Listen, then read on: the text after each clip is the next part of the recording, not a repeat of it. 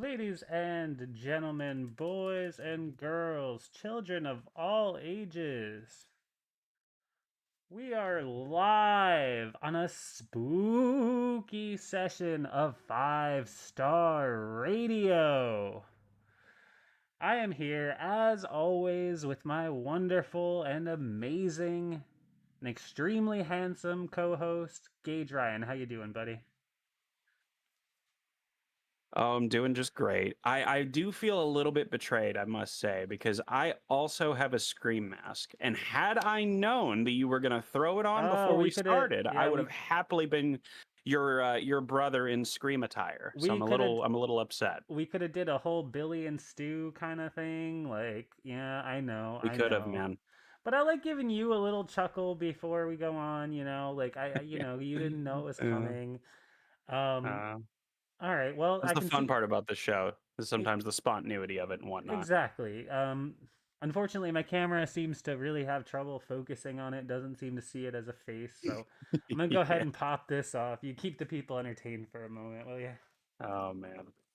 So, what are we thinking about the Steelers beating the Jets, or about the Jets, the Giants? I'm sorry, we're beating all the New York teams. It's just hard to keep them straight sometimes.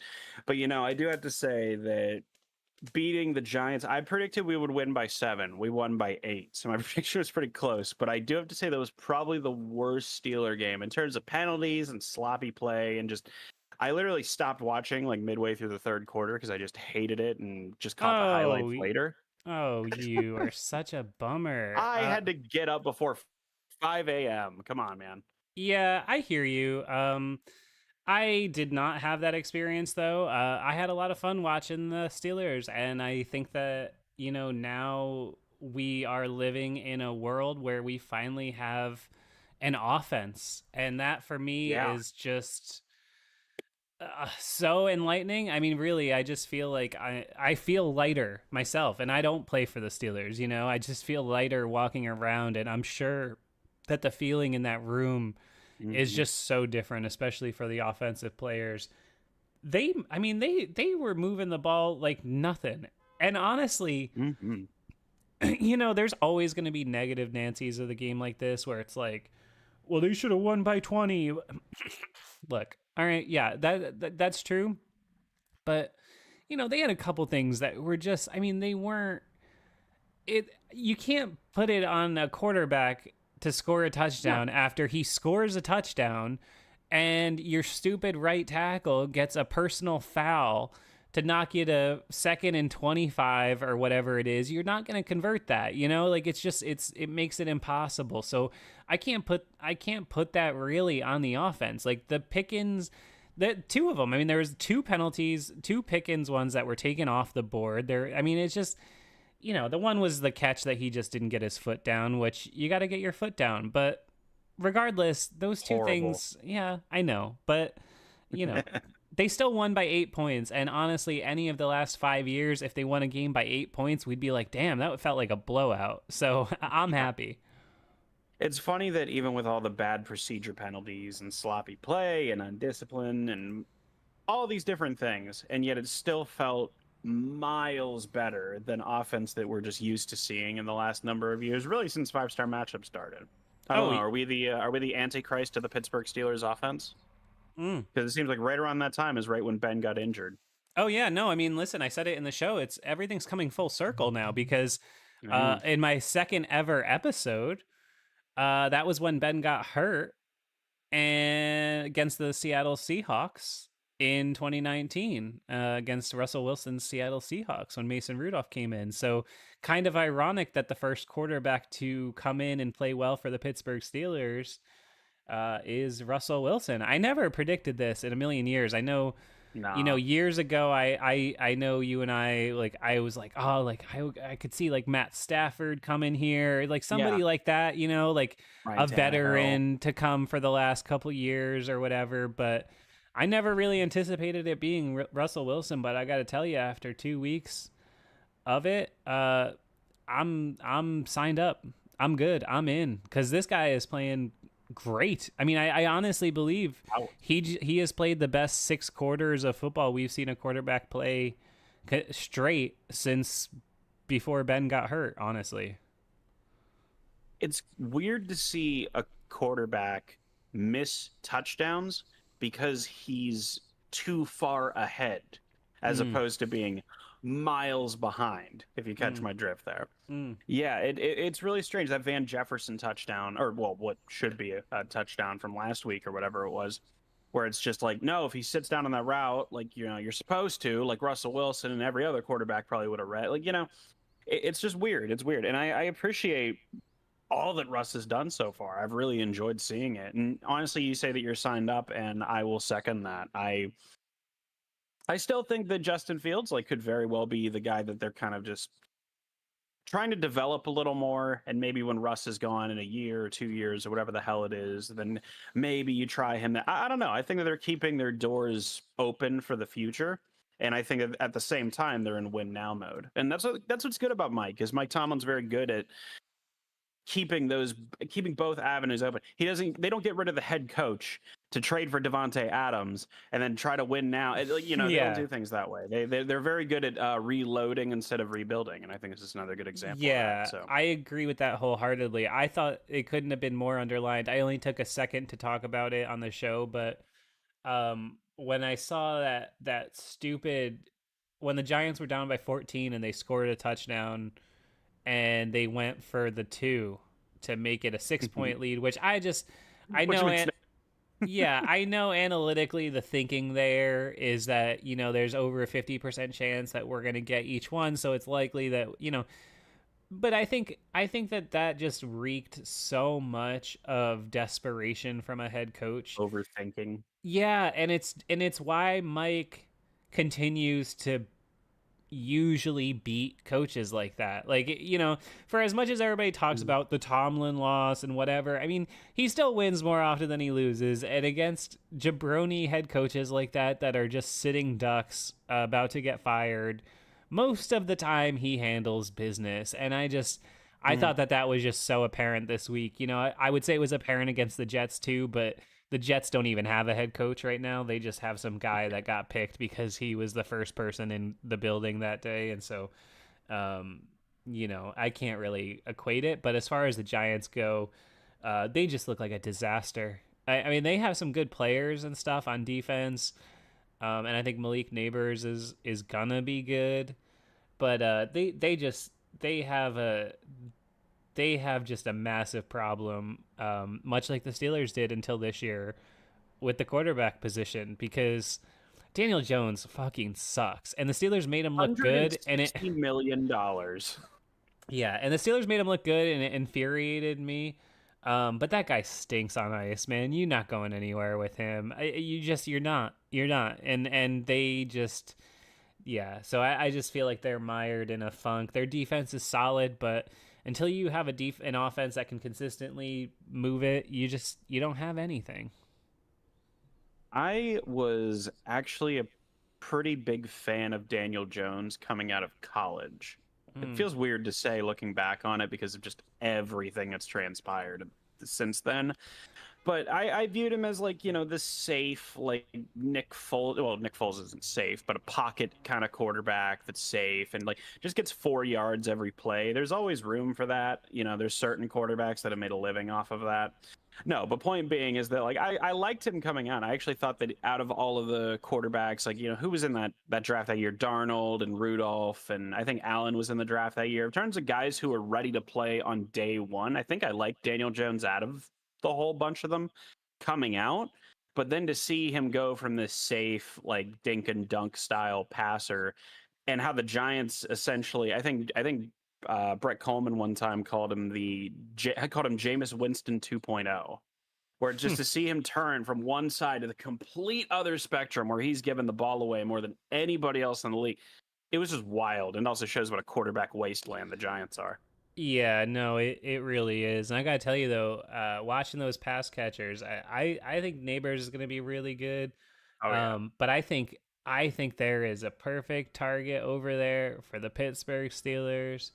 Um, Slay. yeah, I think that Art Rooney should be calling up his buddy John Mara and say, "Hey, how do you feel about a 4 or a 5 for Darius Slayton?" Because He's doing a big old pile of nothing over there, and I felt like he got showcased a little bit. It felt almost to me like there was a little bit of a like a wink wink like fourth preseason kind of element there, like give him a little opportunity, and maybe I'm thinking too hard into it, but I think that would be a perfect acquisition for the Steelers, cuz I'll tell you, I'm sold now. I'm not sold. Like I'm less concerned about the receivers now that I see what happens with a good quarterback in there, because what I'm remembering, you have to give me some grace here, because it's been a long time that I've been watching. For the last 6 years, I've watched every Steelers game at least 3 times, probably 4, because of the way that I have to make the show. For everybody, I watch it in real time, then I watch it again, I cut it down, then I do the voiceover, then I put it all together. I watch the show, and then I watch the show done. So it's like at least 4 times I watched every game. And as everybody knows, my catchphrase has been, I make a highlight show with no fucking highlights. And so it's been a long time that I've been watching a Steelers team with bad quarterback play. And I am willing to admit that maybe I kind of forgot that good quarterback play makes receivers better. And I think we're starting to see that with Van Jefferson, who very suddenly looks like a very capable receiver. And suddenly Calvin Austin, who looks like a very capable receiver. He's starting to look like who we thought he was going to be. And then also, what about this tight end room? All of a sudden you got... Did all of these guys catch passes? Pruitt, Hayward, Muth, and Washington? I don't know if Hayward caught a pass, but he was in there a handful of times at fullback. Yeah, see, he was the fullback for the game. I think he caught a pass last week. I think that. But either way, that's 4 guys in that room that are contributing to the offense. And they're all tight ends. Yeah, that little rollout that Russ made to Michael Pruitt, I thought was a really nice play. And the Darnell Washington, man, Darnell. he was just born to be a Yinzer favorite. That guy is like a wild elephant when he gets the ball. That dude is like, he reminds me, MMA fans just know that this is hyperbole, but just get my point here, is that he reminds me of Stefan Struve. If anybody's seen that guy in the UFC, I think he's actually 7 foot tall. But my point is that he just looks like he towers over the people he plays against, where he almost looks like a newborn giraffe or something, because he's trying to step around people almost. It's a lot of fun to watch Darnell, because he always somehow keeps his balance. That's always cool. And he's very tough to tackle, and he's a great blocker. He's basically an O lineman that can catch. No, he's a beast. I know that some people might say, well, that's all tight ends. No, not really. They're pass catchers now. But, when you can get a guy like him that can block and is good for a couple catches a game, there's always value in that. He can be our another Jesse James, another Matt Spaeth. I don't know, something along those lines. And I do love seeing the tight ends get so much usage in this offense. It is actually a lot of fun to see, because for so long we had kind of just forgotten that tight end was even a position on the Steelers team. Yeah, I totally agree. After Heath left, they never did anything to fill that position. Jesse was okay, but not a plus level starter by any means. No. Yeah, I'm really loving it. Was Vance, and then he retired like pretty much right when he was. Yeah, I mean they had Ebron. I mean, it's been a revolving door, really. But yeah, I mean, they got Muth locked up now for the foreseeable future, which that guy has the best deal in sports, because what's he going to catch this year? 35, 40 passes and make $8 million? Like, what a good... But I got to say, shout out to him. I was extremely harsh on him the first 3 years of his career, saying that he was a shitty blocker, which he was. He has really stepped it up this year. I noticed it. Noticed it on this past week. He's blocking dudes now. Not for naught. It's not like I was sitting here like completely arguing with you about Muth's blocking, but I kind of remember saying back then, like, no, he's got some things he just got to clean up. It's nice to see that he's actually got consistent form now, and now that he's become a part of the run game. Like, he's become a mini Heath. I know that we've all, the Muth chant is a Heath chant. I get it. But I'm saying that, like, in terms of actual player model, they're a lot closer now than they were in previous years. And that's great. And I love seeing Darnell. Like, when you have Darnell and Pat out on the field, and you also have like I don't know, Pickens on the outside and things like that, it's either you're going to commit to the run game or you're not. And I mean, if you're going to commit to the run game, I mean, Muth is excellent. I love Muth's ability to find these open spots, and he's just so good at doing that. You and I have compared him to Jason Garrett like a million times. And I just love Jason it. Witten. What did I say? Jason Garrett. Jesus Christ. Yeah. That has been my day in a nutshell. But yeah, okay. Jason Witten, I mean, like, or Heath for that matter. I mean, these guys that take 4 steps and they're wide open. You're like, just knowing how to do it. I think Muth is more athletic than those guys. Like, he's got more straight line speed if he gets going.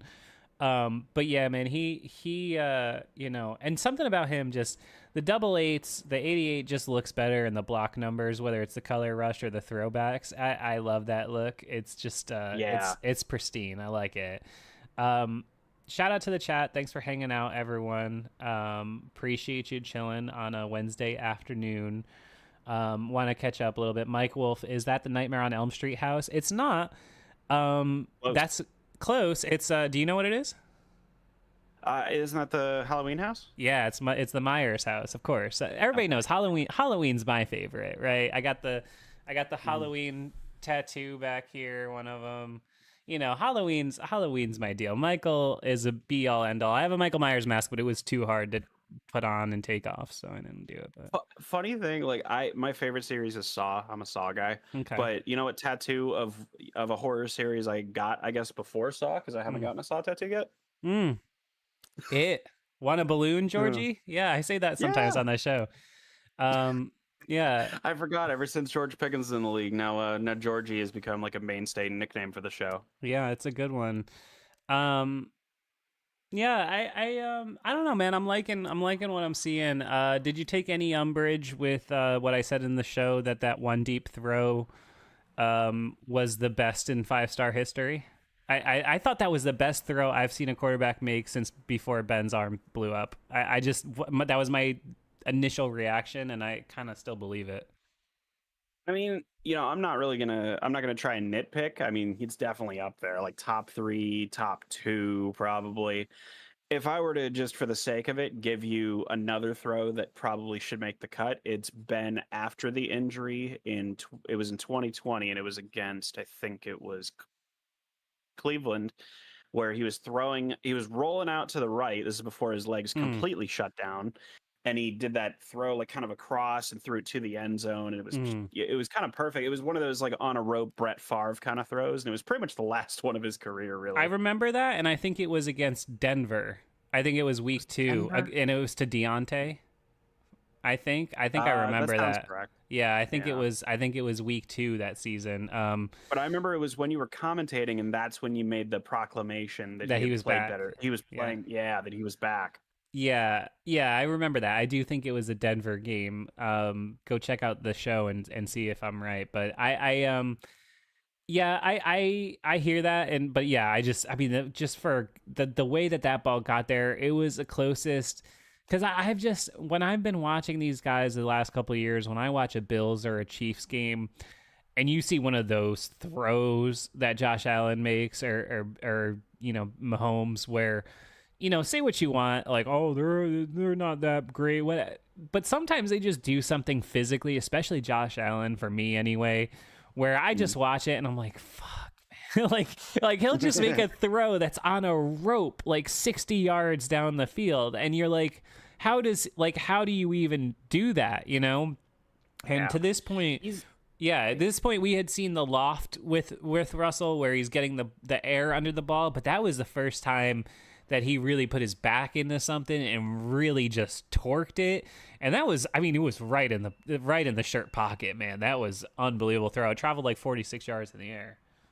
It was, yeah, and that was definitely the complaints that I have made last week on the show about Russ's deep ball, and about how pretty much every single one from the previous week was underthrown, and a lot of them should have been picked.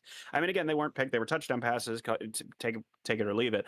But these, like that deep ball in particular, I do not have that same complaint to make. That was perfect. I mean, he got a lot of air under it. That's been kind of the problem, I think, for the season, is that he hasn't put enough air under it. Again, I will reiterate, this particular season. But that was not the case. And so I think you can start to, I think a lot of the people like in the chat, especially last week, kind of chalked it up to just, you know, rust, and that he Yeah. hasn't played in over a year. And you could certainly make that argument. I wanted to see it. I wanted to at least see that same deep ball before I made the proclamation of ring rust, so to speak. And Yeah. once I saw it, I was like, okay, probably. Yeah, no, I just think you're seeing it, and I mean, for me, and those those things, the deep throws and stuff. Obviously, they give you confidence and excitement because we just haven't had that in the offense. Um, Mhm. you know, I think there was a common misconception with Kenny Pickett that he couldn't do that. And I was always steadfast, even when it was hard to support him, that he very much could do that. It's just that he didn't know how to do that. And that's just what the leap forward is this year with Wilson, where you're just seeing a guy who knows how to do that. Against Calvin Mhm. matched up one on one, he says, "He's my guy's faster than you.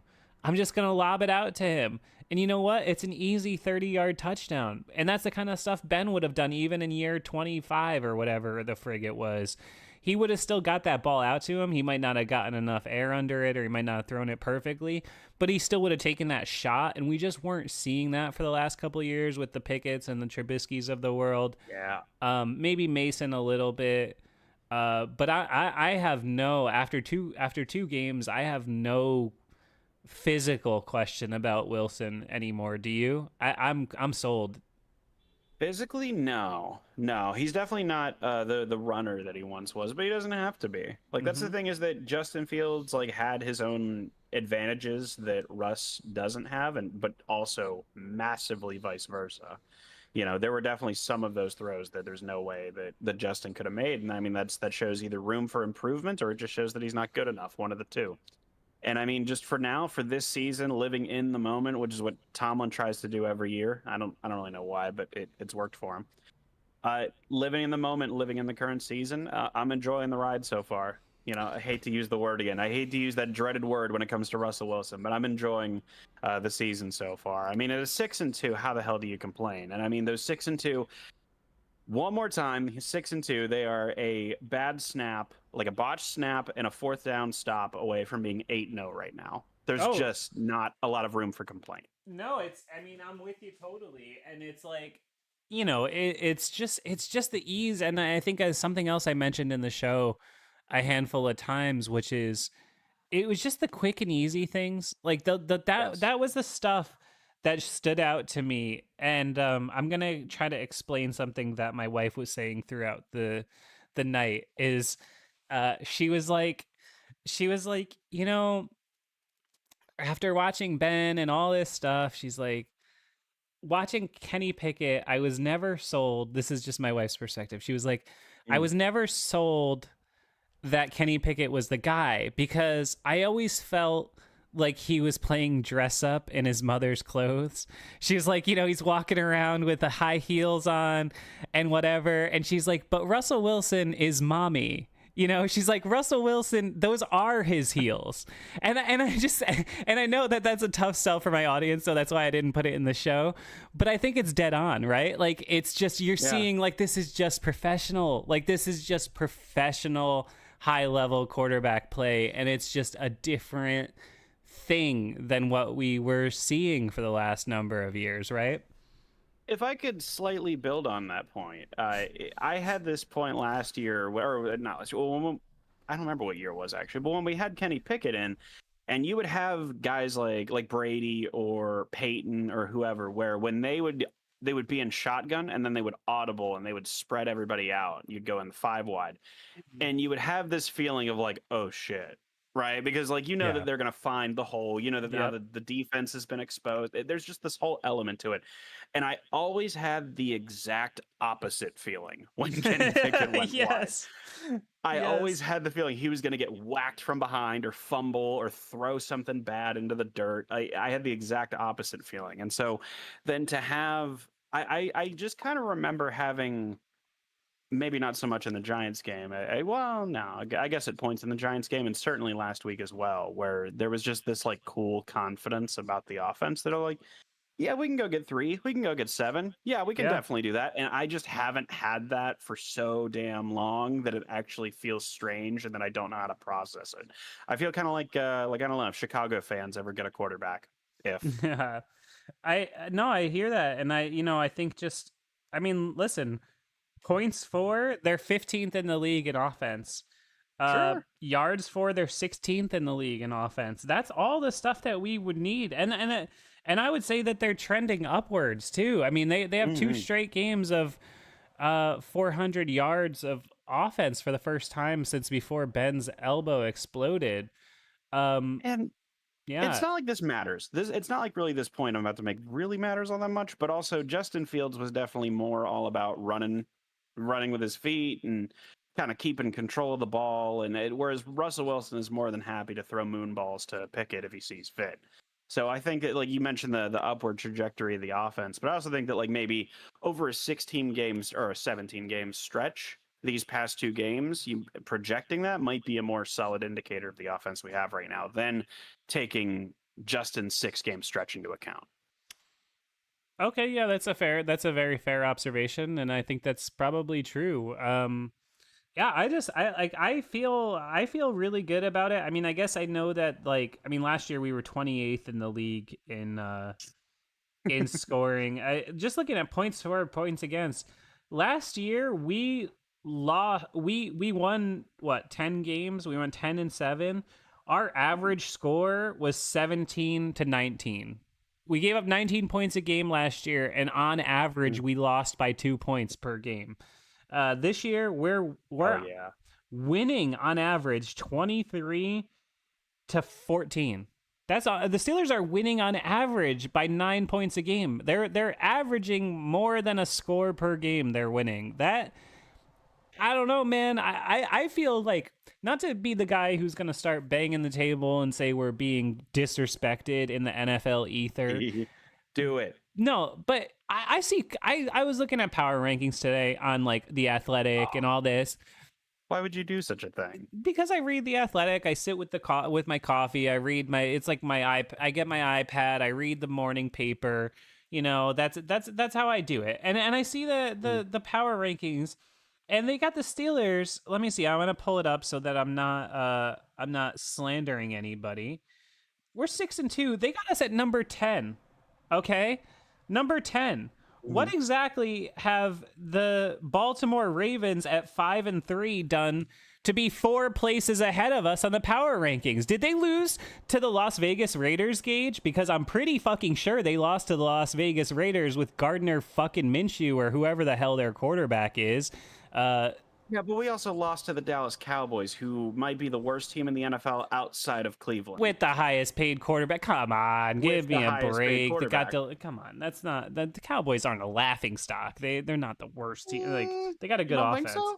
They got a good offense. They're This not a year? laughing stock. They're not been good, but they're not a laughing stock. They're not the Raiders, Gage, okay? Either way, the Okay. Ravens lost to the Okay. fucking Raiders, and we beat them by 1,000,000 points. So get out of here. That's true. No, I thought that was disrespectful, honestly. 6-2. I don't know. What are the Vikings doing that's so much better than what the Steelers are doing? I don't know. I would totally take us over the Vikings right now. Like if we still had Justin Fields, I'd probably give the tiebreaker to the Vikings. But since I've seen what I've seen from Russ the last 2 games, yeah, I think we'd beat the Vikings head on. What about the Texans? The Texans are number 5. The Texans haven't done anything this year. They barely beat Anthony Richardson last week, who threw 10 completions to in like 400 pass attempts. CJ Stroud doesn't look any better than he did last year. It just shows you it's all about perception, right? Because the Steelers are climbing because people had them ranked low, whereas Texans, it's like, okay, well, they were ranked high and now they're like, They're like Super Bowl contenders, so yeah, whatever. but the Texans haven't been great this year by any means. They're in a terrible division. Who cares? Yeah, but like I can't unsee him absolutely destroying our defense. I just haven't been able to get that out of my head. It was one of the most pathetic displays of Steeler defense I have seen in years. You're talking about this Until week? No. Well, that wasn't very good It was either. pretty But bad. no, I mean, it was pretty bad. No, but that game against the Texans last year. Oh yeah, that was really bad. Yeah. Might have legitimately be one of the worst Steeler games I've ever seen. It Oh, was no doubt. horrendous. And That was yeah. so until we face CJ Stroud again and like beat him up and hold him to 3 points, I can't put us above them. Sorry. Yeah, well, it was a year and a half ago. So, you know, Yeah, all and I'm I'm still saying is thinking 10. about it. I just think is ridiculous. bad. What are we, second or third in the league in point differential? I'm just saying I think it's time to start acknowledging that I don't think there's more than one or two teams that have had a better first half than the Pittsburgh Steelers. Like, no matter how you want to like cut it or look at it or rank them for going forward, the Steelers, I just think, have had a tremendous first half. You look at any numbers, you're like, okay, who else has a defense that's like in the top 10 and an offense that's in the top like, you know, it's looking good. And I think I originally had a line in the show, but I cut it for time because it didn't fit. I think the Steelers in one offseason may have gone, if Russell Wilson is Russell Wilson, the Steelers may have in one offseason gone from the worst quarterback room in the league to maybe the best. What do you think about it? There's no better backup quarterback.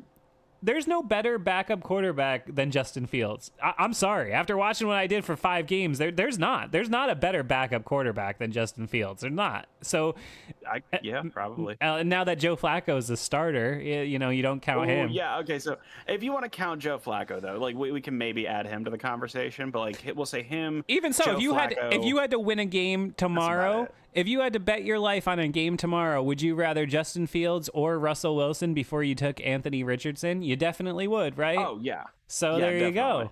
You know, I'm just saying, it's like, it's up there. I mean, it depends on how much you want to weight the starter with the Allen and the Mahomes and stuff like that. I was going to say, but that's just being difficult. But if Russell ascends to being a top 10 guy again, and we really think he is who he thinks he is, I don't know, man. This looks like a dude out to prove something to me. He looks good, dude. Like, I'm genuinely excited watching the Steelers for the offense for the first time 5 years. Mm-hmm. Yeah, no, I totally I back that sentiment 100%. Again, it feels strange being excited about a Steelers offense, and yet here we are on the show for the trillionth time talking about the quarterback position for most of the runtime. But I mean, listen, it's been a lot of fun, and I mean, yeah, you made the argument that very few teams have had a better first half of the year than us. And if I could level that playing field out a bit, we do have a horrendous second half of the schedule. It's brutal. It's absolutely fucking brutal. We haven't played a division game yet. It's tough. So here's I think we're going to 2-0 Baltimore, because we usually 2-0 Baltimore because Lamar can't do anything against our defense.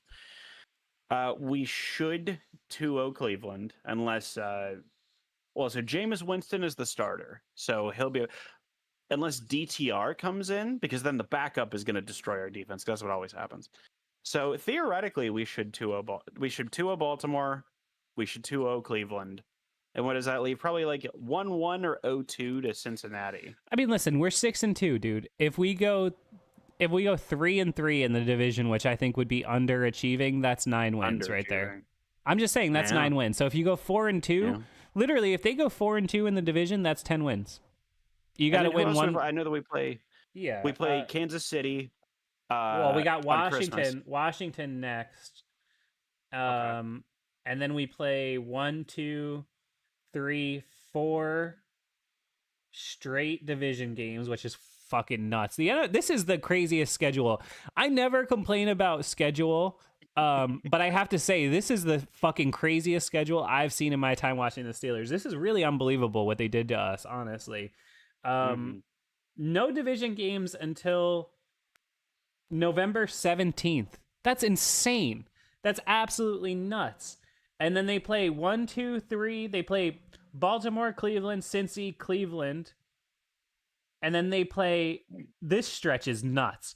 From December 15th to Christmas, they play at Philly, at Baltimore versus Kansas City. Are you fucking joking me? Are you kidding? What is that? Are you nuts? Are you nuts, Roger Goodell? Where are the Denver Broncos? Why are they in week 2? Put them in week 15. Can I enjoy my holiday with my family? Do I have to sit through a Netflix game on Christmas Day and watch Patrick Mahomes fucking score 40 points against the Steelers again?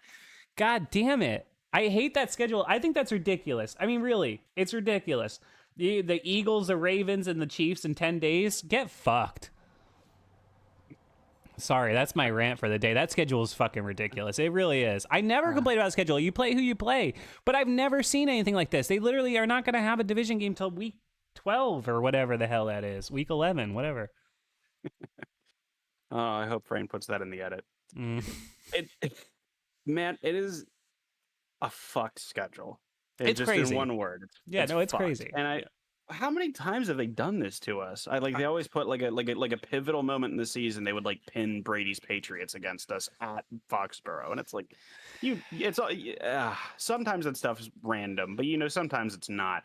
The fact that Deshaun got an 11-game suspension and that his return game was against Houston, that was by no means an accident. No. And so when I look at our schedule for this year, I'm like, yeah, okay, they want some kind of late season collapse for us. That'll be a lot of fun. Like I used to think the Steelers having the hardest schedule in the league was a coincidence, maybe the first 3 times. And now it just seems like a pattern. I mean, yeah, it is what it is. The formula is what it is to get your opponents, but like just the structure of it is really unfortunate this year. But you know what? I mean, we usually play our best ball in December, and look, since he's not looking as good as they did at the start of the season, Cleveland, who knows what they are anymore, because they're, they're going to probably get better with Jameis Winston. Honestly, they're not still great, but he tried to give that game away and Baltimore just refused to win it. Did you see any of that? He kept throwing. He had one where he threw a pick to Kyle Hamilton where it looked like Kyle Hamilton was running the route and he just dropped it. It would have ended the game for the Ravens. It's he's always an adventure, but he's definitely a better quarterback than Deshaun Watson. Not even close. And Baltimore is what it is. They're a hell of a challenge. Shout out. We got to mention Baltimore. I always, in the back of my mind, knew that Deontay Johnson was going to end up a Raven. I knew it. Right? I just knew it.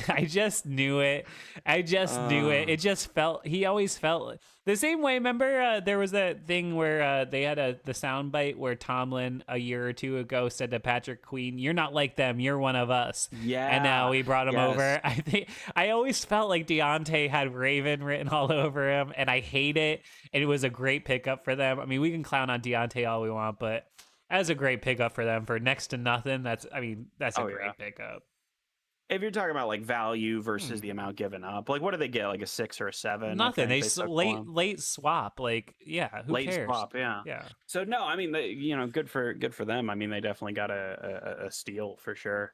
Deontay, 3rd round pedigree in the draft. I'd probably, hindsight 2020, he was probably what I call him like a 2nd round talent, maybe. Oh, so, easily, I mean, to get him for absolutely nothing, like good for them. Deontay just. Man, I don't know. We all knew he was a hothead, and like I was completely out on Deontay when I saw him pull a Johnny Manziel and walk away from a live football. That was when I was like, get the hell out of this. That was when I had more than enough of that dude, and so I can't wait for him to inevitably have another head case episode in Baltimore. It's going to be glorious, and I hope it's mid-game. Listen, I don't root for the downfall, but he's just one of those guys that's very frustrating to have on your, he's just one of those guys that's very frustrating to have on your team, because you see what he does that's special, and then you see what he does that makes you go, oh my God. Like, and last year it really did reach a boiling point. And so, no regrets on that trade, but I do hate that he's going to be a Raven now, and it's going to be very funny to see that happen. All right. Well, this feels a little bit kind of sort of like when Mike Wallace went to the Ravens, but he was at the end of his career. It does, and he still had a couple good years there, actually. If you check out Mike Wallace's, I always say Mike Wallace sneakily had a really good career after he left the Steelers. Underrated. People always think he kind of did nothing, but he had like consistently pretty good career. All right. Well, if you're hanging out and you're not a Patreon subscriber, you probably should be, because clearly you're a diehard fan if you're listening to us live streaming. So go over to patreon.com/5SMU and join for just $4 a month. That's literally like a pizza tip. Go do it. It helps us out so much. We appreciate you greatly if you can do that. Helps me pay Gage, helps me pay Frayne, who does our social edits. It keeps us in business. We really appreciate it. And just drop a like, drop a comment, chat, $5 in the super chat, whatever you want to do. We appreciate it. As you know, we don't monetize our show. Whole other thing, but check it out and make sure you see the show this week if you haven't. Gage, are you up for a little Halloween themed segment I'm going to call Trick or Treat? Let's do it. All right. So what are the rules? So, I mean, this is like a loose idea that I had. I haven't like really planned it out, but I figured that we could kind of look at different elements on the Steelers or around the league. We could trade topics if you get the hang of it. And it's just trick or treat. Like, are you buying it? Are you selling it? Yeah, I think it makes sense. Okay, I gotcha. All right, we'll start with like we'll start with with a controversial one. After a couple games with Russell Wilson at quarterback, Steelers receiver room, trick or treat? Treat. Definitely on the upswing. Okay. I not for naught. I've been wrong about many things this season in particular. But at the end of the day, I did say at the beginning of the year, like, listen, Van Jefferson and Calvin Austin, are they wide receiver twos? No, not really, but they'll probably be able to cover up for what a wide receiver can do because of the fact that Arthur Smith is such a tight end heavy coordinator. We've pretty much seen that come to fruition. I think that Calvin Austin's actually probably taken a couple steps forward. I think that Van Jefferson's definitely taken a couple steps forward. I remember when Van Jefferson was a prospect. It's starting to make me feel old now.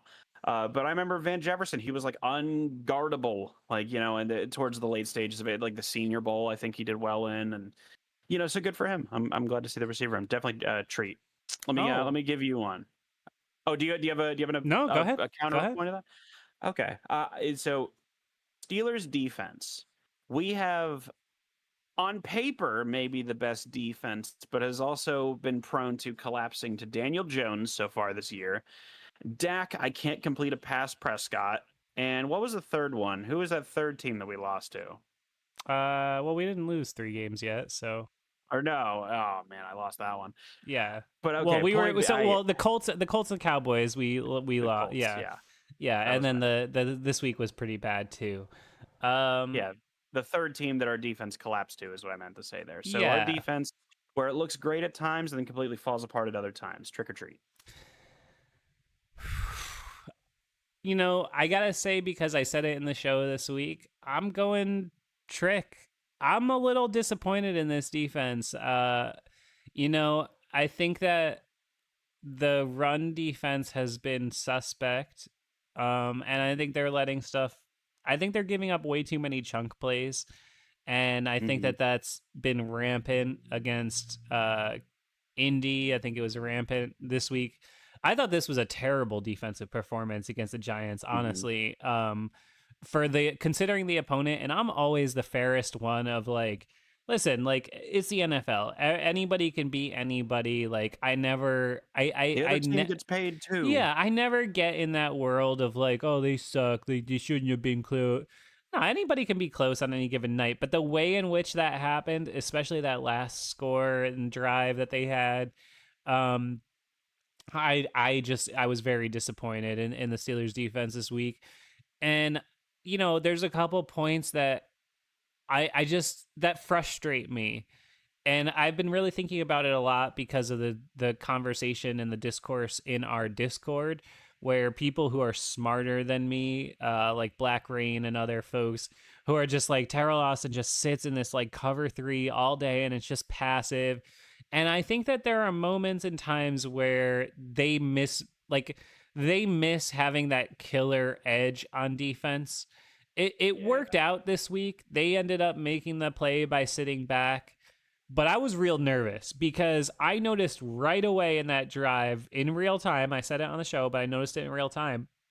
that when they had Jones backed up inside the 20, they had TJ and Alex in there, both rushing the passer, while they were sitting back in this super conservative, like prevent defense, where he was obviously going to get a pass completed and get yards. Like, so why do you have your two main pass rushers, especially when you have zero depth at pass rusher, rushing the passer at that point? And then by the time we got to the end of the game, luckily, I get tipped and Beanie Bishop, all hail Beanie Bishop, gets the second straight Beanie bounce, and ends it. But TJ Watt and Alex Highsmith weren't on the field for those last few plays. And that's not a place that you want to be in. So, yeah, right now, after this week, I'm going Trick with the defense. It's brutal, man. It's brutal. And it's something where, like, I think teams just kind of, excuse me, I should say that I think our fans just kind of Steeler fans just kind of miss being able to blitz half the fucking defensive plays. Because, I mean, yeah, you give up some plays, you give up some chunk plays deep, but it also results in you leading the league in sacks every single year. I think a lot of people miss that. They miss even the early in the Mike Tomlin days, like where he was still just cover zero and much heavier on that than he is in these days with Terrell Austin. And like people are saying, this cover 3 shell where we're just kind of letting people. I think our goal, honestly, is to just not give up anything deep, take it to the red zone, and just give up 3 every time. I literally think that's what they try to do. No, they're the be all. They're like the ultimate version of bend but don't break. And yes. Admittedly, they've been good at it, but that's not going to help you against Josh Allen. Like, you can't let those guys get to the red zone because they'll make plays in the red zone. It's tricky. I don't know about Terrell Austin, but to his credit, they find a way to come up with splash plays, and they do. Like, they do. You can't predict that, and you don't know how to make that happen, but they make it happen, man. They get splash plays at a shocking rate when they need it. And so it's hard to complain too much.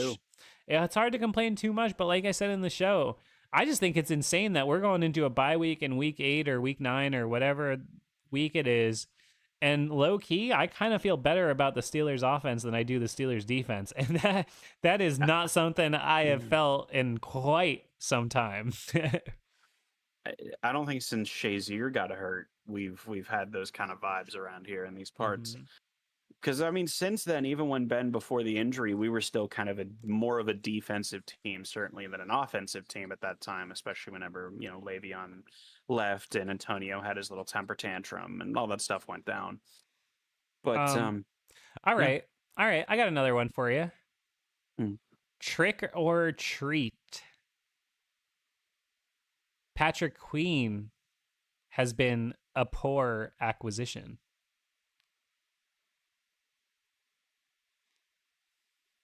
I think okay, so Patrick Queen being a poor acquisition, it's true. It's true. He has been a poor acquisition so far. So in terms of Pat Queen, trick. Okay. And I hate saying that because it just felt like a perfect fit. It really did. It felt like a perfect, and maybe it's still going to take some more time because it's not like Pat Queen. He has, being a bad acquisition and being a miserable bust of an acquisition are very different things. Like, very fair. Patrick Queen has more than enough time to kind of turn the tide, I guess. I think he'll be okay. I think he's already come up with, I think, a sack or 2. He's had a splash play or 2. I don't think he's had a pick yet this year, but I mean, we've seen him be good at times and just bad at others. I don't know if I'll say hit or miss because that implies he's been good for stretches, and he hasn't. He's just had flashes. But I think he's got time to turn it around. I'm not out on him yet, but for now, definitely trick. Okay, fair. Trick or treat, single-digit linebacker number though. Oh, see, I don't mind that. I'm more prone to experimentation with the numbers. I know there's a lot of guys out there. I remember Brady threw a massive fit about it before his season this last year, where it was like, we can't have linebackers with single digits. Like, why not? College does. Who gives a shit? Like, have it be more fun. It's sports. It's fun. Like, football is fun. I agree. Treat all the way. I'm here for the number revolution. Yeah, let's bring back kickers wearing like 97. You know what I'm saying? Like, that's what I want to see. Stupid looking, but I like it. I love it. All right, you got another one? Yeah. Trick or treat. The Steelers corner room. Ooh, that for me is a treat. That's a lovely little Kit Kat. I was nervous about the cornerback room, and I know that people are speaking on my man Dante. Don't call me Deontay Jackson after the last couple weeks because he hasn't been as strong.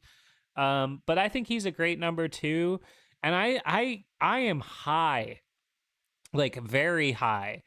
Like Good for you. Jay and Silent Bob high on Joey Porter Jr. I just think he's spectacular, man. He cheats and Oh he yeah. grabs, but he does it in the way where you get away with it. And that's all that fucking matters. You got to be like Ric Flair out there. I lie, or Eddie Guerrero. I lie, I cheat, I steal. It doesn't matter if you're walking away with the title belt, all right? Like if the referee doesn't see it. That long one, he interfered. He held that guy's hand like they were on a date. He did, And it pulled didn't him away. and it didn't matter because he didn't get caught. And honestly, that's all that matters. The great ones, Richard Sherman, Darrell Revis, interfered all the fucking time. That's how you be good at that job. You have to be able to do it in a way that just doesn't get caught. And man, I was really nervous about that with Joey Jr. coming in because that was the book on him, that he was just going to get flagged all the time. And frankly, he almost never gets flagged. I mean, Never. honestly, it's been a year and a half now, and I have just nothing but the high. I mean, he shuts dudes down. And he knows how to. And what I like about him, he knows how to use the sideline, which is the biggest weapon that a cornerback has in their arsenal. And he wears Ike Taylor's number 24, so he looks great out there doing it. And he's Joey Jr. I mean, did you see Peasy doing the terrible towel twirl and before the game? So that's just, I think he's the first junior that we've seen, right? Like on the Steelers, I don't remember any other, Like a generational Steeler. Yeah, I think so. Yeah. right? And I mean, for us, somebody our age, I mean, we watched Joey Senior, like it wasn't that long ago. So I mean, that's a trip. It makes me feel really old because goddamn, I remember when Peasy was lighting dudes up. Me too. I remember when Shout out to he, Peasy.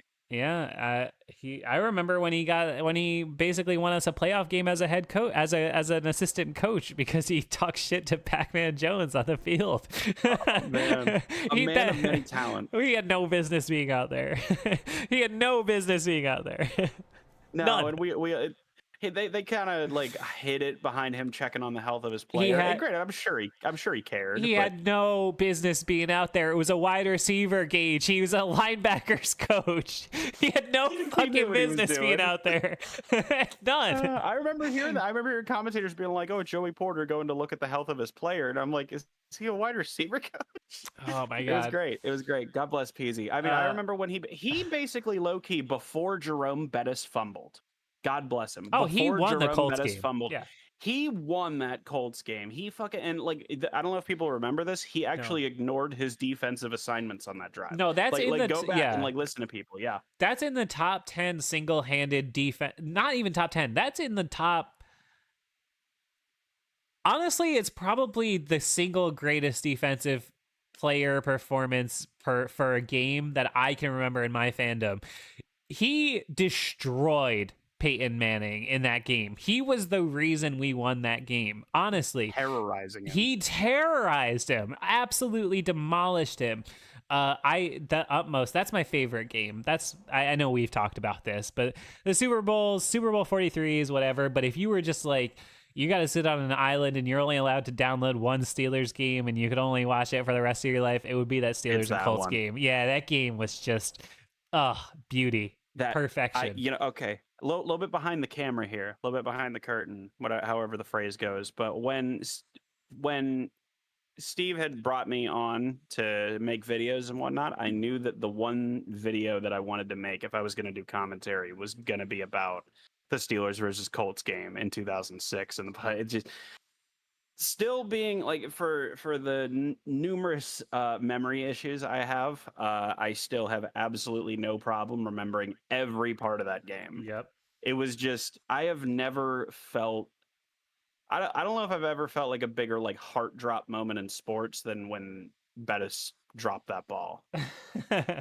I think It was just Yeah, Yeah, go. I think for me that moment was, and Arizona has the lead Yeah. when Larry Fitz was running down the middle of the field. Um, is it my turn or yours? Oh man, I've lost I track think it's actually. mine. I think it's mine to give you one.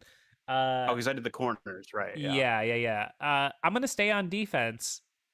Oh yeah, because you did you say secondary or did you say I cornerback asked room? you trick or treat cornerback room. Okay, so yeah, I feel good about that. And just to put a button on that, on the button Sutton.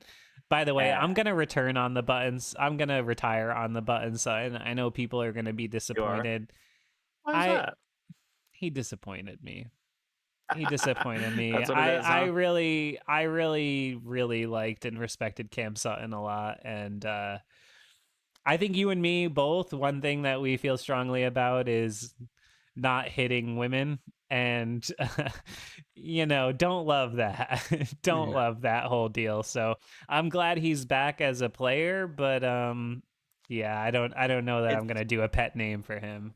it's very surprising to see Tomlin bring him back too, because you know, I I know. don't. It's a different day and age. I mean, I've said what I've said about Ben a million times. I was joking about Cam, just for the fucking record. But yeah, I've said what I've said about Ben and AB, and there's just no. There's no nothing good to say about it. You know what I mean? And I mean, it's just I'd rather not have those Yeah, players on my team. and who knows? I mean, you never know what happened and whatever and whatever and whatever. Yeah. But he's a good player, and honestly, like coming in as like a third or fourth guy now because he's reinstated after this week. He's gonna make that room better. Beanie Bishop is really got like shades of Hmm. Mike Hilton vibes. I mean, he's just making Yeah. stuff happen, man. He's bouncing on these tipped passes. Corey Trice is gonna be coming back after the bye. Nick Herbig's going to come Really? back after the bye. Yeah, so that's going to God. bolster, a little bit of the pass rush and Trice. I mean, so I feel really good about it. I'm confused about why they continue to use Cookie's favorite son, Terrell Edmonds, way too often. I mean, he's like a practice squad guy now. I don't know why he was in there on so many snaps. I feel like KZ should be taking those snaps, but I feel good about the cornerback room, but I'm going to stay there. I'm going to stay with the defense. Trick or treat, Minka Fitzpatrick is having a bad year. Treat. Well, that's definitely true. So treat. Okay. Minka Fitzpatrick, man. I know that there's definitely an element where you can kind of remove safeties from the game at points. Not Sure. always, but at points. There are definitely times where you can go to this side of the field. Hey, he's on the left. I'm going to the right. You can eliminate them. You can plan around them. You can't really plan around guys like TJ Watt, let's say. So his impacts are a lot more quickly felt, let's say.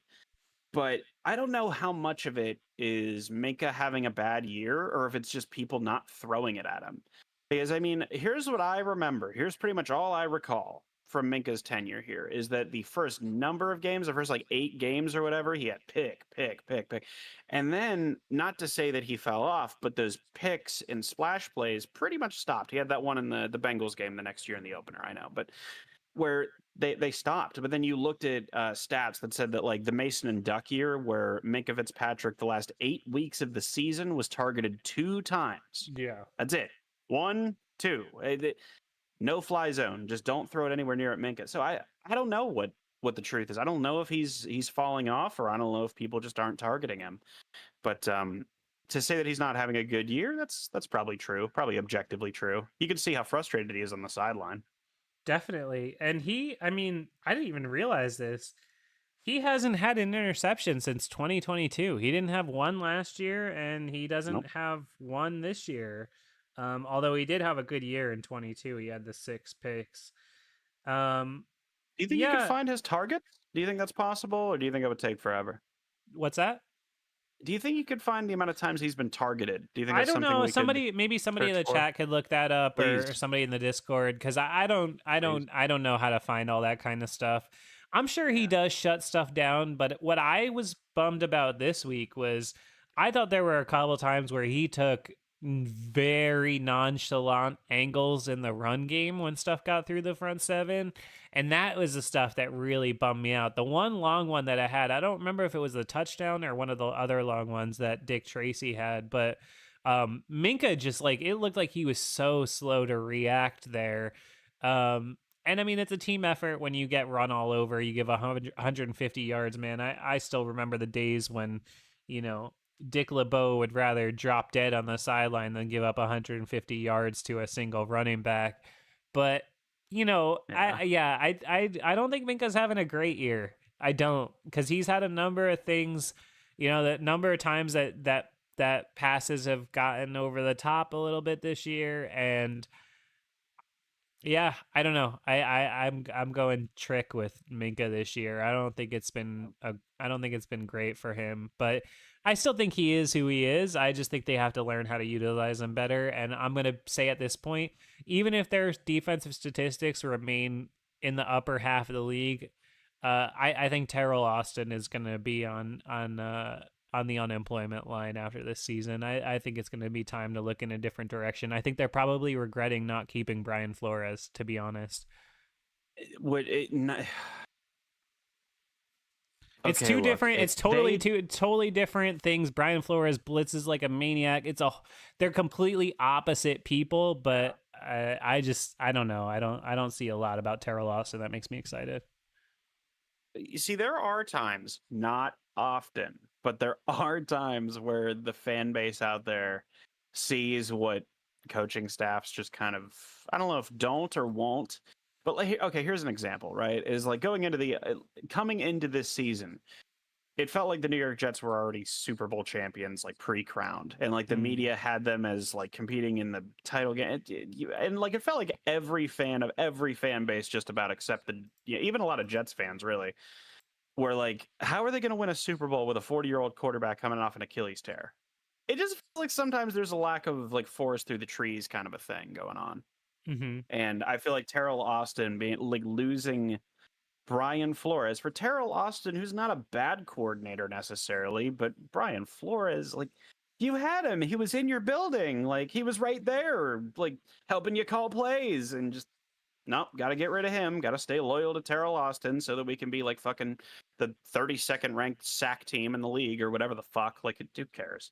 All right. Well, I agree with. I hear all that. Sorry, let's see. I got some I got data. one for you when you're ready. Okay, go ahead. I was just gonna say Frayne did drop some data in the chat. He says as of week 8 in NFL, Minka has only been targeted 2 times. So all right, so maybe he's doing his job. So maybe he's doing his job. He says in 23, Minka was targeted 16 times across 10 games before the injuries. Wow. The way he's writing these look like AI responses from Google, but they do look like it. He allowed 12 completions on 16 targets with 3 deflections, no INT. In 22, he was targeted 24 times, 17 completions, 6 picks. Yeah. All right. Well, yeah. that's so what do we got? 2 targets in 8 games. 2. All right. Yeah. So that's. So it feels like for how many years straight now has that been of every single week teams going up against the Steeler defense and being like, yeah, we'll do whatever, just don't put it at him. Yeah, so I mean, in that sense, I guess it's hard to really blame him. You want to see a guy like that. Yeah, you want to see a guy like that making some impact here and there, but they'll come. I mean, I'm not down on Minka. He's still probably my favorite guy on the team, and I think he's irreplaceable. But, you do want to see a little more impact here and there. Yeah, so if that's the case, and that's true, and it appears to be, I trust Frayne's stats, then yeah, I will completely redact what I said about Minka and say that he's probably having as good of a year as he always does, apparently. All right, you go ahead. Just you said you had one. Target him. You said you had one. Yeah, okay. Trick or treat, my dude, Jaylen Warren. Treat. Always treat with Jaylen Warren. I love that 3rd and 12, almost like flanker screen to him. He's so good at those. He does them a couple times a year. He is. He follows the blockers. Shout out to Van and Muth leading the way on that one with great blocking. Yeah, Jaylen's starting to look like the guy who we thought he was. He's getting healthy and starting to contribute at the way we kind of expected him to. So yeah, I'm a fan of the Polynesian pinball, Jalen Warren. I think he'll be the starter here next year. I think Najee's going to move on after the season. Although I'm loving the way Najee is playing this year. He looks unbelievable. He looks like a totally different guy. But I think he's going to go get some money elsewhere and probably go back to the West Coast or something. But um, just my just my just my feeling. I think he's gonna be ready to move on. But Yeah, total unfortunately. totally treat when it comes to Jalen, no doubt about it. Yeah, I'm gonna miss Najee. I really am. I feel like, you know how I said that I feel like TJ would. Okay, I don't think 27 million versus 29 million a year really mattered to TJ, and that's why you saw. I think he took, it was maybe it was 29 versus 31, but point being is he took like 2 mil less than a lot of people thought he would ask for, and I'm not sure I get that same feeling from Najee. I'm pretty sure that he'd be willing to take like some probably desperate team overpaying for a Yeah, back. I could definitely see that being the unless case, and you know what, better, more power to him. yeah, unless though this team that the one thing is like you have to look at though that this team could be in a really unique spot though after this season where if they show a lot of promise and they get to the playoffs and they win a playoff game or whatever it is, they really might be in a situation where everybody looks around at each other and says, "Yo, I think we should run that back." Because I don't know, man. I'm just saying, like, this Wilson thing, it has totally changed the offense. And how often have we said over these last 5 years, man, if they just had competent quarterback play, if they just had competent quarterback play. And now all And of you're a seeing sudden it. they do. They do. And I mean, besides the Chiefs and the Bills, who else could they play in the AFC in the playoffs where you would be like, oh, I have no confidence at all that they have any chance? Like, I don't, and even those two teams, I don't know. I don't feel like I have Yeah, no chance now after what I've seen the last yeah. couple of weeks. So, we'll see how things play out. I think Najee though probably feels pretty disrespected that they didn't pick the 5th-year option up. I never really got why they didn't do that. It was cheap. I don't think they should have done it. I think it would have been the smart move. Um, so we'll see how that plays out. But just my feeling, I don't know. There's just something about him being a captain that second year and then not being a captain after that, and just it's something Yeah. about it. It just feels like he's gonna be ready to peace out. But maybe I'm wrong. Overlooked, I think, might be a good word. Yeah. It's not like he's overlooked by the necessarily by playing time, but maybe in respect in the locker room.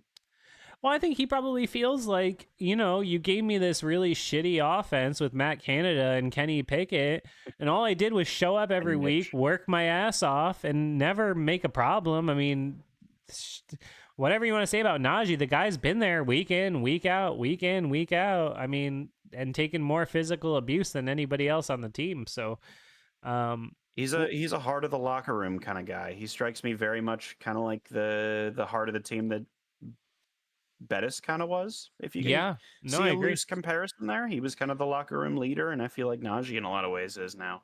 I agree. What Russ is now, but Yeah. How about Eric Childress? He says, how do we feel about Dan Moore? Is he going to get extended before, or does he walk? Dan Moore's been great this year, man. Dan Moore I consistently know. has gotten better. He's like, I don't know. The fan base loves to clown on him. The guy's a solid tackle. He's not amazing, but he's solid. Yeah, funny thing, I can tell you the exact moment that I gained confidence. I knew right then and there that he was gonna no, but I gained a lot of confidence that he was gonna find a way to make it work. And it was when Ben on his podcast like a year or two ago was saying that Dan was talking to him and talking to other coaches and was saying, what do I have to do to get better? He's like, I'm clearly not cutting the slack here, and you guys are waiting to replace me. Like, what do I have to do? And he had very much the attitude that a guy like Darius Hayward Bay did, like we talked about on the show a couple weeks ago, where it was like maybe he's not so great at this wide receiver thing, but he's like, I want to be a professional football player. And he turned out to be a really, really good special teamer because he just fucking put his head down and worked his ass off. And I mean, yeah, I kind of see a little bit of the same with him. Yeah, no, that's Yeah, yeah. I good for Dan Moore, man. I think he's whether it's here or elsewhere, you know, I hope we keep him. I think he's we'll gonna keep have a him. job somewhere. He's almost the inverse of Broderick Jones, who is a high draft pick, who is just, I mean, not looking great. I mean, he it's very disappointing as a Georgia Bulldogs fan, obviously, but he just I mean, I haven't seen a guy make this many bonehead negative plays as an offensive lineman since Chris Kemoatu way back 15 Ah, years ago, who used to always get those personal fouls and fighting people the and penalty whatever. machine. But I mean, Broderick Jones, I mean, the face mask he got this week, I mean, it had no impact on that touchdown at all. Russell had already gotten out of the pocket. And it's frustrating, man, because it's been all year. And presumably, if Moore were to leave, the tackles would be Fatanu and Jones, and it's just a shame because when you trade up in the first round to get a guy, you expect them to be a plug and play, very good starter, and Mm. Broderick, he looks good in the run game, but pass game and penalty wise, just is not cutting the mustard. Yeah. And I mean, right now, and you can tell that they're absolutely aware of that fact that he is a decent, maybe even good-ish run blocker, just not good in pass protection and too many penalties. And what are the Steelers? We are the second highest run average team in the league, and like the 28th or 32nd. We basically just never pass the ball, just always run the ball, and I fucking love that because it's just so cursed. And like, but then when you have Russ taking these moonball shots to pick it and whatnot and getting big chunks, you don't need to throw it a whole lot. No, I agree, and I think that's something you're only going to see expand more and more because it's undeniable. I mean, the guy is just making positive things happen with the passing game, and that's really good news.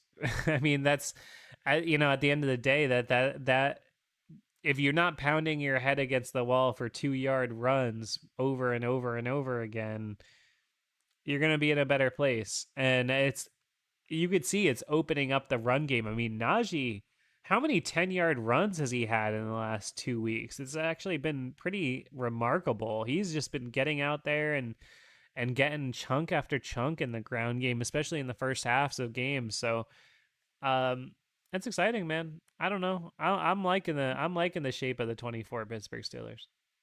And that'll actually lead me into another trick or treat for you if Mm. you're up for it. Mm-hmm. So trick or treat going into next year, the Pittsburgh Steelers offensive line, Mm. even nowadays, even now, trick or treat. Just the line as a whole. Yes. Uh, it's a treat for me. It's a treat. I think the line is good. I thought the line was fine enough last year. I didn't love the center position because I thought Mason Cole was dog shit last Washed. year. Yeah. But no, I think the offensive line is very good, and I think they've done a good job to rebuild it. I think once Frazier comes back, that's going to be positive. Although the backup hasn't negatively impacted anything. I mean, we haven't had any bad snaps the last couple weeks.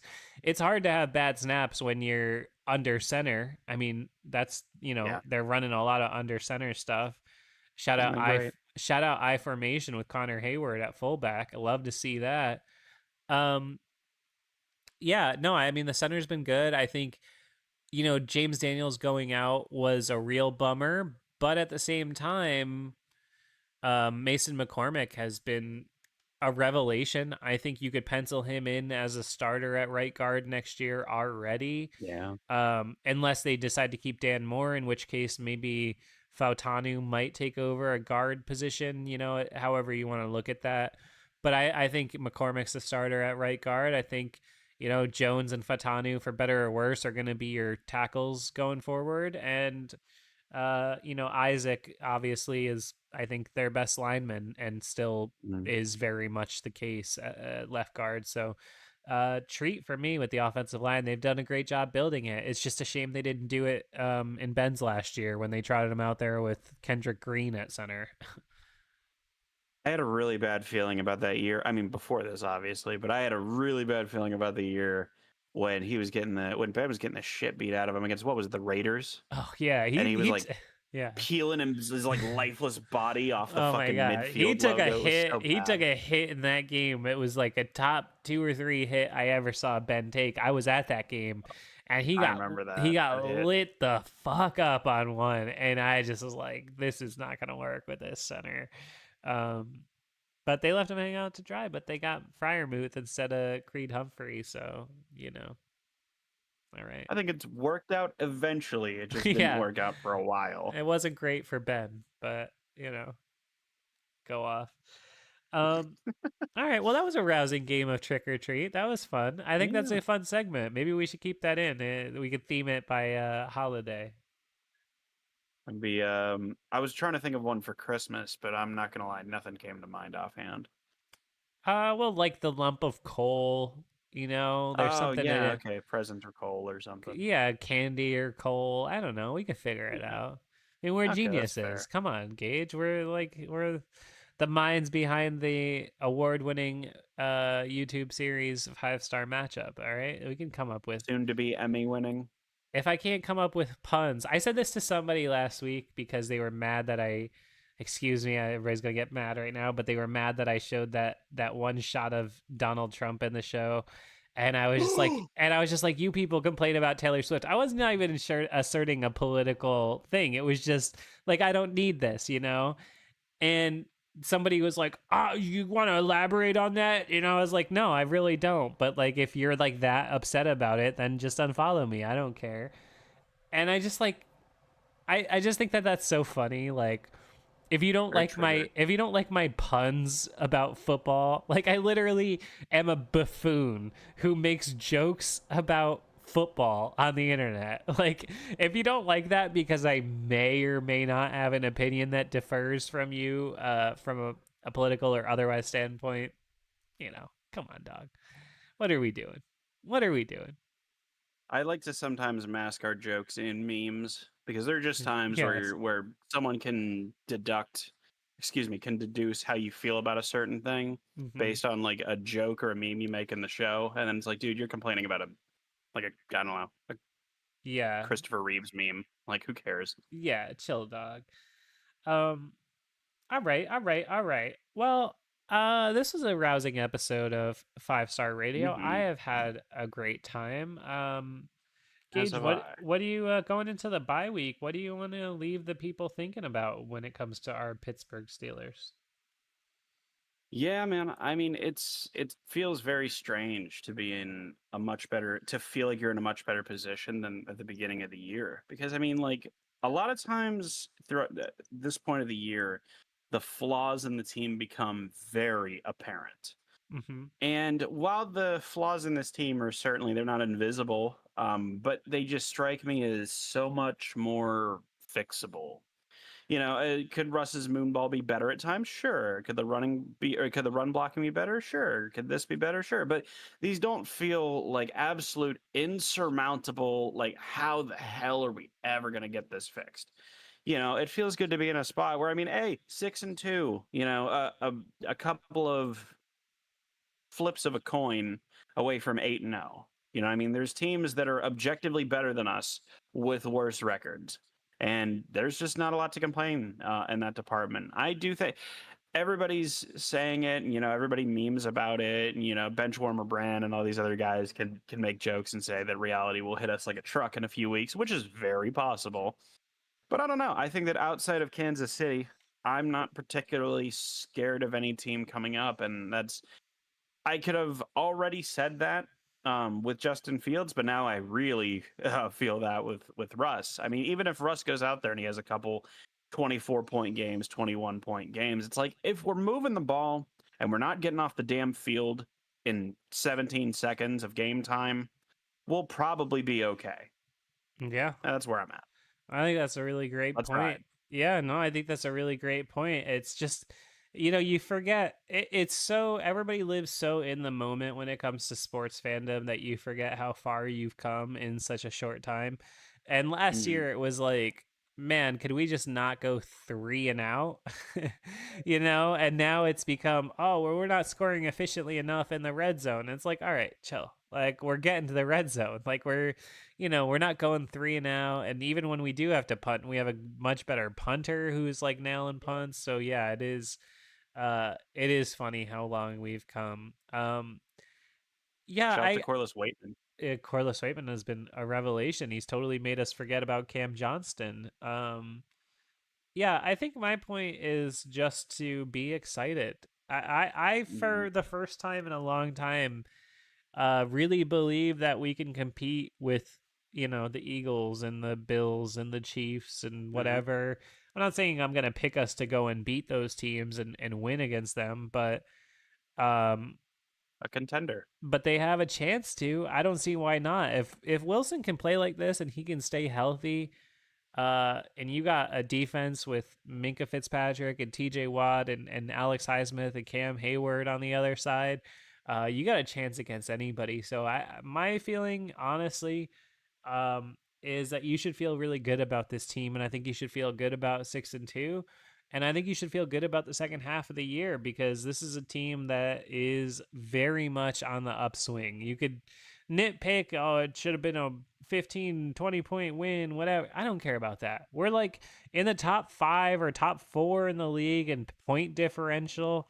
That's unbelievable, okay? We've been like negative in point differential for like 4 years now because when we win by 2, and when we lose by 30. So It was a meme for so long that like we would be 8-8 and have horrendous point differential. Yeah. So, just have fun with it, man. And I find myself feeling similar to how I did in 2020 doing this, where it's like, just watch the thing in front of you and just have fun and just enjoy it and slap some high fives because we're scoring touchdowns. Like, I can't tell you how much more excited I feel to start working on this show when I know, like, wow, we had 17 plays over 10 yards. I don't have to make up some shit about why a 3-yard run was good. I don't have to write a joke about that. Like, no, because it's actually a 15-yard completion. And so, yeah, I think Steelers fans have very good reason to feel good going forward. Yeah, I feel good about it, man. All right. Yeah. All It feels right. good. I mean, it feels different to actually be optimistic because it doesn't feel like you're walking into some kind of murderer's row. True. I mean, we still are. Don't get me wrong. That stretch in Well, we are, December yeah. is nuts. But hey, if you get 4 or 5 out of 6 against your division, shoot, you're sitting pretty, man. That's all you got to do. Yeah. Win against the AFC North. That's all I ever care about. That's where seasons are changed, and let's go get it. Let's get a bye week, get a little bit of rest, and go in the second half of the year on fire. What do you say? That sounds like a plan, man. All I'd like to right. see some more moon balls. More. More. More. Yes. We love it. All right. All right. Well, I hope everyone has a good rest of your evening, and we will catch you down the road on the next edition of 5 Star Radio. Adios.